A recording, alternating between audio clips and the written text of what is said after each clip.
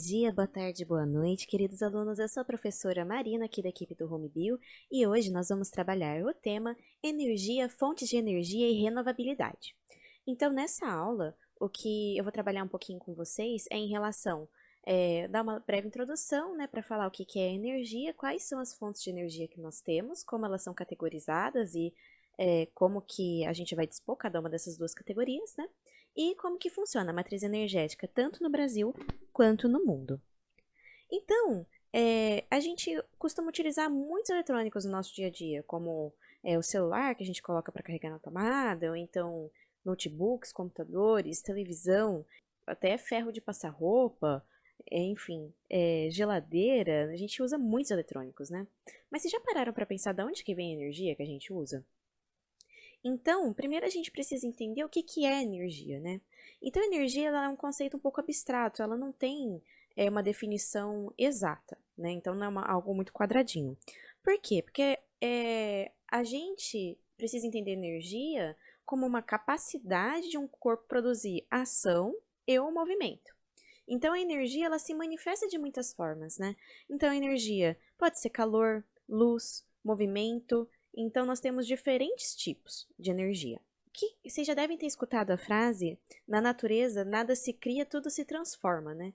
Então, aqui da mesma forma, a gente não cria energia para utilizar energia, mas a gente converte ela de uma forma para outra, dentre esses aspectos aqui, para conseguir fazer a utilização dela nas nossas tecnologias.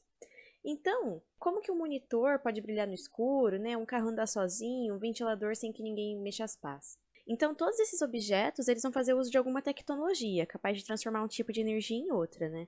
No caso aqui do ventilador, ele vai transformar a energia elétrica em energia mecânica, ou seja, na movimentação dessas pás. No carro, a combustão da gasolina ou do álcool, né? Vai fazer com que essa energia, esse calor, movimente turbinas para com que faça, né, o movimento das rodas, ou seja, também transforma numa energia mecânica. E no caso aqui, tanto do computador, celular, tablet, né, essa energia elétrica, ela vai vir da rede elétrica e vai ser transformada por luz pelo monitor, né, ou então pelas telas.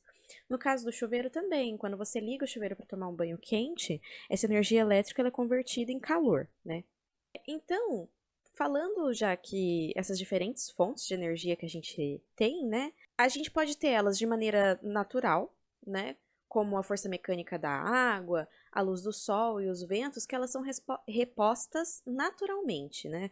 Ou seja, a gente não precisa fazer. Isso daqui está dentro do ciclo da natureza, né? Então, a água vai ser reposta pelas chuvas, o vento vai estar sempre disponível, o sol, né? Então, uma fonte de energia renovável quer dizer que ela consegue ser reposta naturalmente. Mas não é porque ela é renovável que necessariamente ela vai ser limpa, né? Por que a gente fala fonte de energia limpa? Quer dizer que ela não vai prejudicar o meio ambiente. Mas todas elas vão prejudicar de alguma forma, porque, querendo ou não, tudo aquilo que o ser humano constrói, né? Todas as nossas tecnologias, elas vão impactar a natureza de alguma forma. Mas é importante a gente ter em mente que a magnitude desses processos, né? Então é mais importante a gente poluir e consumir menos, né? Então o que prejudica menos o meio ambiente. Então um exemplo é igual a biomassa, utilizada da indústria da cana. Em alguns dos processos, ela é reposta naturalmente, vai ser continuar sendo plantada cana para produzir etanol. Mas quando a gente queima a biomassa, ela vai liberar gases, né, que vão contribuir para o efeito estufa. Ou então, até mesmo as placas fotovoltaicas e energia eólica, ela vai ter seus impactos sobre o meio ambiente. Então, não é porque são energias renováveis que necessariamente elas são extremamente limpas. Mas vocês vão ver a diferença quando a gente está falando sobre as energias não renováveis, que são o caso do petróleo, carvão mineral, gás natural e a energia nuclear. Então, o problema dessa matriz energética é que uma vez que você usa a fonte primária dela, uma hora esse recurso vai acabar, ou seja, ele é finito, né? Então ele não é renovável, uma vez que ele é utilizado, acabou. Então, o que é complicado das energias não renováveis, que a gente utiliza bastante também, né? É que muitas delas vão ser utilizadas para queima, a maior parte delas. Então, essa queima ela vai produzir gases e esses gases vão contribuir para o efeito estufa. Então, a gente tem uma aula aqui no canal também, caso vocês queiram dar uma olhadinha, sobre esse efeito estufa e aquecimento global. E já a energia nuclear, ela pode até não emitir gases, mas ela traz um risco muito grande para o meio ambiente quando a gente está falando sobre descarte e caso tenha alguma falha de segurança. Então, a gente vai comentar um pouquinho mais sobre cada um desses no decorrer da aula. Então, como exemplo de fontes renováveis, o que a gente pode ver aqui é igual às quedas d'água. Aqui a gente tem uma usina hidrelétrica, né? Então, o Brasil, ele é muito rico em rios de planalto. Então, nós vamos fazer, como que funciona, né? Tem a construção dessa barragem, aonde aqui no reservatório a gente tem um nível elevado da água. Essa água ela vai passar então por esse vertedouro. Dentro desse vertedouro nós vamos ter turbinas, essas turbinas vão rotacionar e esse efeito eletromagnético ele é convertido em energia dessa energia mecânica para energia elétrica aqui nessa parte da usina geradora. E a partir que é produzida energia elétrica vão passar para as linhas de transmissão para aí ser encaminhado para as cidades, aonde a gente vai utilizar a energia elétrica na nossa casa. Quais são as vantagens da usina hidrelétrica, né? Então, seu funcionamento ele não vai produzir nenhum tipo de gás que vai contribuir para o efeito estufa, além de que a água é uma fonte renovável. Então, teoricamente, essas barragens sempre vão estar cheias de acordo com os regimes de chuva, né? Mas a gente tem que tomar cuidado, porque como nós estamos vendo hoje em dia no nosso país, nós temos muitos problemas com desmatamento, que acaba influenciando nos regimes de chuva, o que também está causando aí essa crise hídrica e, por consequência, nós estamos tendo essa crise energética também, porque no nosso país nós temos muitas usinas hidrelétricas. Então, as desvantagens, elas incluem a necessidade de alagar territórios, né? Então, para construir essa barragem e fazer com que tenha um reservatório, parte desse território vai ser alagado. O que vai impactar as sociedades humanas que vivem aqui nas proximidades desse rio, né? Então, comunidades ribeirinhas, populações tradicionais, indígenas, enfim. E a reprodução dos peixes. Então, peixes, principalmente aqueles que precisam migrar, a barragem vira um empecilho, né? Existem alguns sistemas como escadas para peixes, mas não são todas as usinas e nem todos os locais que possuem isso. Então, acaba complicando bastante, não só o meio ambiente, assim como as pessoas que dependem da utilização daquele rio e dos espaços que estão ali localizados. Quando a gente fala sobre a luz do sol, então, a gente até brinca aqui em Ilha Solteira, né, que tem um sol para cada um. Então, o sol, ele vai estar sempre disponível. Mas, essa tecnologia, apesar de ser muito interessante, ela ainda é um pouco cara. Então, como que vai funcionar aqui? Nós temos esses quadradinhos, chama uma placa fotovoltaica, né? Cada placa dessa vai ter mini quadradinhos que a gente chama de célula. Então, essas células fotovoltaicas, elas vão emitir uma corrente elétrica quando elas são excitadas pela luz solar. Então, elas vão começar a vibrar, né? Essa vibração vai ser convertida aqui no inversor em energia elétrica. A partir daqui, nós temos um medidor de energia que está conectado à rede elétrica. Dessa forma, consegue ser medido, né? Quanto da energia da sua casa que você utiliza para os diversos eletrodomésticos, comparado com o que é utilizado da rede elétrica do município. Então, no final, é muito bacana que esses painéis, eles conseguem, dependendo da região, né, contribuir com até 90% da utilização dos dispositivos dentro da casa. Então, é uma economia bem grande na conta de energia. Então, cada célula dessa, ela contribui muito pouquinho, mas por isso que a gente instala essas placas e o conjunto dessas placas vai formar esse painel solar, né? E aí o painel gera bastante energia. Quais são as vantagens, né? Como eu disse, o sol vai estar sempre aí, então tem uma abundância muito grande da fonte e não vai emitir nenhum gás poluente, né? Também. As desvantagens é porque tem um rendimento relativamente baixo, né? Porque a gente não consegue converter 100% da luz em 100% de energia. Então, vai ser apenas porcentagem dessa luz incidente que vai virar energia elétrica. O custo da tecnologia, né, hoje em dia, apesar de ter mais investimentos, ainda é uma tecnologia cara, então é muito difícil a gente fazer uma instalação em todas as casas, né, infelizmente ainda não é possível. E o problema do descarte de algum desses dispositivos quando eles quebram, né? Então, quando esse painel fotovoltaico ele quebra, o descarte dele ainda é muito inadequado. A gente não tem muito o que fazer com ele. E, por fim, se nublar, se chover, essa diminuição pode tanto diminuir quanto parar. Então, quando a gente fala sobre abastecimento de energia elétrica, a gente sempre tem que pensar que a gente não pode depender de uma única matriz. A gente tem que a gente vai utilizar diversas dessas matrizes que eu estou falando aqui para vocês na aula de hoje. Os ventos, então, ela vai funcionar mais ou menos como a energia das quedas d'água, né, como energia da hidrelétrica, aonde essa energia mecânica vai ser convertida em energia elétrica, né? Então, nós temos aqui as pás do moinho e esse rotor. Nele, aqui na parte de dentro, vai acontecer a rotação, tem um equipamento, um dispositivo que vai conseguir multiplicar essa rotação dessas pás para mandar para a caixa de transmissão, para essa caixa de transmissão ir até o gerador converte essa energia mecânica em energia elétrica e aí vai ser distribuído pela rede de energia. Quais são as vantagens, né? O vento ele não acaba também. E a gente também não está precisando queimar nada para fazer esse movimento. Então, não vai ter nenhum tipo de gás nesse tipo de energia, mas algumas das suas desvantagens é que assim como a energia solar, ele é desvantajoso porque depende de um fator que a gente não controla, né? Então a gente não sabe a quantidade de vento, apesar de ter que ter um estudo adequado, né, para onde vai ser feitas essas instalações.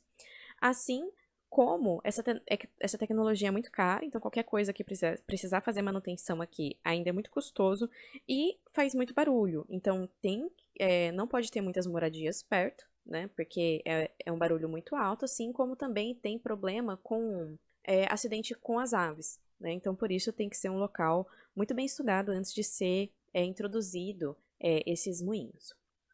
A termoelétrica eu coloquei aqui que ela pode ser utilizada, né, como fontes renováveis ou não renováveis. E isso por quê? Aqui a gente tem um esqueminha de como vai funcionar essa termoelétrica, né? Nós vamos ter uma fornalha, onde nessa fornalha vai estar acontecendo a queima de algum material. E aí por isso que pode ser renovável ou não renovável. Porque que material é esse que está queimando?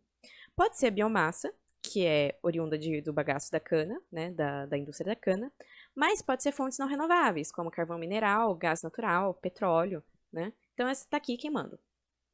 Esse calor, ele vai estar conectado aqui nesse sistema fechado.